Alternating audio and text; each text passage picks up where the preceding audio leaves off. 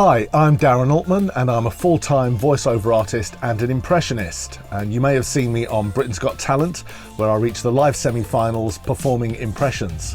Of all the years we've had impressionists on this show, I genuinely think this is the best and most original act we've had. Thank you very much. In 2014, I posted a video of how to do impressions with some fun examples of how you can morph from one voice into another. But in this video, I'm going to take you through my process and how I break down a voice in order to perform a celebrity impression.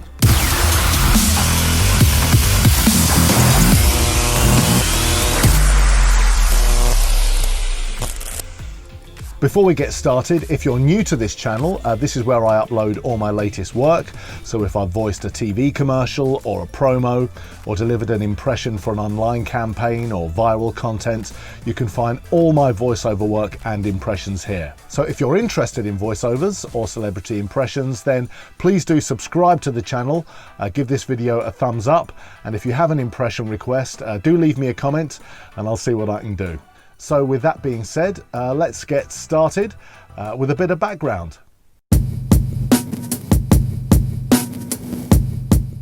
Now, when I approach an impression, one thing is important is to find out some details about the person. For example, where they're from and what their background is. You don't have to go full private detective, but it can certainly help to nail down an accent. For example, knowing that Peter Kay, Paddy McGuinness and Vernon Kay all hail from Bolton. This will help to nail down their accents. Likewise, knowing that Donald Trump is a native New Yorker born in Queens, or Joe Pesci hails from New Jersey and is from Italian descent. This gives us valuable background information when trying to understand their accents. Gordon Ramsay, although he doesn't have a Scottish accent, was born in Scotland and he had a tough upbringing and went to a rough school in Glasgow. Put all these pieces together and this accounts for his hard, no-nonsense approach to cooking and his overall character and demeanour. Obviously, if you're voicing a cartoon character from, say, The Simpsons or Family Guy, then they're not real people, but they all have backstories nevertheless and are real characters in that sense. So watch a few episodes and you'll soon get the measure of how they act and what makes them who they are, which only helps give you more ammunition when nailing their voices and characters. You may not be a musician as such or have a fantastic musical ear, but it's important to have an understanding of a person's pitch and how high or low their voice is. This will help you figure out where it sits in your head and throat. Who Wants to Be a Millionaire and Top Gear presenter Jeremy Clarkson has a fairly deep voice. So when I'm doing him, I have to open up my throat and lower my voice. Michael McIntyre gets very excited when he's telling a joke or presenting, and his voice can get higher in pitch. He also has this little break in his voice, so it's important to get that in there. Craig Cash, who narrates Gogglebox, is from Manchester and has a soft, somewhat gentle voice. He also has a rasp in his throat. So this information has to be in there. Gordon Ramsay gets incredibly angry. Young man, hey, oi, you, hey, oi, get out my kitchen. Yes, he also gets incredibly exasperated when things aren't going well. Oh, fuck me, can we not get anything right? He wants to get things done in a hurry and always seems like he's rushing round and he's right on the edge as if he'll explode at any minute. Leave these details out and you don't get the full essence of his character.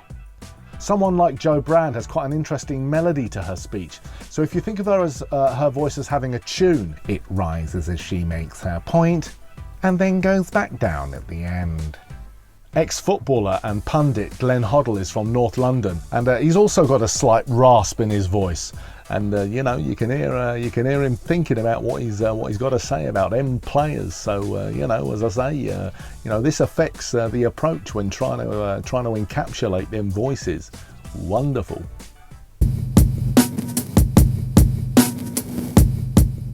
Capturing the rhythm of a voice is vital as people don't speak at a uniform speed. Some people talk at 1,000,000 miles an hour while others are much more considered in their speech. Someone like Scottish comedian Kevin Bridges will talk quite slowly in a laid-back manner as he walks around the stage. That can also be said for comedian Josh Widdicombe, and if you watch his stand-up, he also has a laconic delivery. Yes. and takes long pauses between his sentences. Declan Donnelly talks in a very pointed and staccato manner as he tends to break up his sentences and looks around the room, making eye contact with members of the crew. That's right. We go back to Gordon Ramsay, who also talks in a fractured and stop-start way, giving weight to certain words in his sentences. For emphasis, you slice the lamb and pour the gravy. Beautiful. Golf commentator Peter Allis had a very gentle and flowing manner when he spoke, and when you listen to him it's like stepping into a warm bath. Well done, sir. That's landed nicely on the green, and that should be a nice easy tap in for par.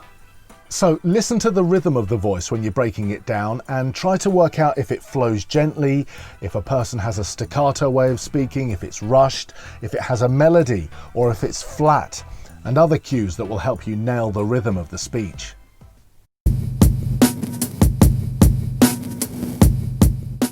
I'm sure that you got friends that when you see their name flash up on your phone, you instinctively either pull the phone away from your ear as they speak so loud, or put it on loudspeaker and whack the volume right up. Now, we all naturally talk at different volumes, so when you're working on an impersonation, it's important that you're working at the same dynamic level as they speak. A good example of this is broadcasting legend Sir David Attenborough. Now, people always impersonate him in a very soft-speaking manner, as if he's narrating a pride of lions stalking the prey. But what a lot of people fail to notice is that when something happens within the herd, his volume has a tendency to suddenly rise before going back down. Boris Johnson was schooled in Eton and has a very rich voice which comes up in volume, my friends, when he delivers his speeches and quotes random Latin phrases. Castigat ridendo mores. But when he's being interviewed and has to backtrack and defend his actions, his volume comes right down as he becomes more submissive in tone. Yes. Morgan Freeman is another good example of someone who talks at a low volume and rarely gets excited. Grandpa Simpson is an old man who's going deaf and consequently yells his words so he can hear himself speak. Homer, you're as dumb as a mule and twice as ugly. If a strange man offers you a ride, I say take it. Vocal tics are something that's very easy to miss, but if you leave them out, you're really not drilling down into the very essence of a personality. Going back to our friend Gordon Ramsay, he has two vocal tics that for me stand out. In order to make sure that you've understood what he's demonstrating, he'll regularly say, okay, remove the chicken thighs from the oven and lay to one side. Okay, spoon the butter over the chicken and leave to rest. Okay. Another thing that you'll hear him say as he's cooking is, look at that, and also, beautiful. Whisk the eggs until they have soft peaks. Look at that, beautiful.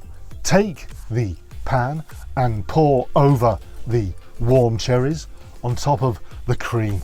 Look at that, beautiful. These little tics may go unnoticed when you're working on a voice, but it's important that you spot them so you're really getting into the essence of the person. Glenn Hoddle likes to say, as I say, when he speaks, and I bet he doesn't even realise it. The lamb Ben Davis is really working hard down that left wing, as I say, and he'll be wanting to cut inside and put balls into the box, and he's a wonderful, wonderful player, as I say. Nailing the voice is great, and people will be able to identify who you're doing if you actually sound like the person. But what will separate a really good impressionist from a great one is those who can really become the person.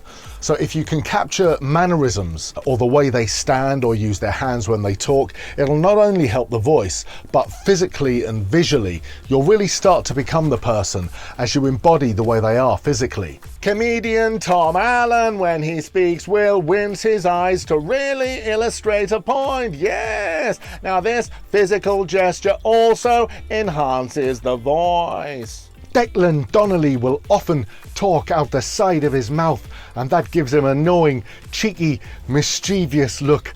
That's right.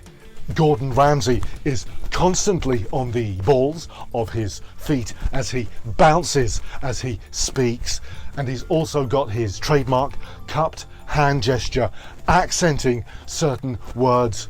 Also the open hand thing, like he's an Italian waiter. Yes, as he gives out clear instructions. Got that? Good.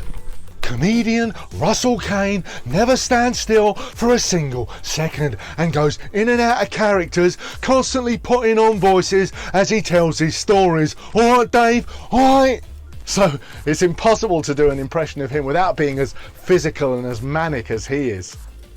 So there you have it. Whether you're an impressionist or budding impressionist, voiceover artist, or just interested in celebrity impressions, I hope that was interesting and gave you an insight into the process of really nailing down not just a voice, but the whole person's character. If you're new to my channel and you enjoyed the video, please do give it a like. And if you'd like to see more how-to videos, voiceover tips and tricks, and lots of celebrity impressions, please do subscribe. So until next time, thanks ever so much for watching, and I'll see you soon.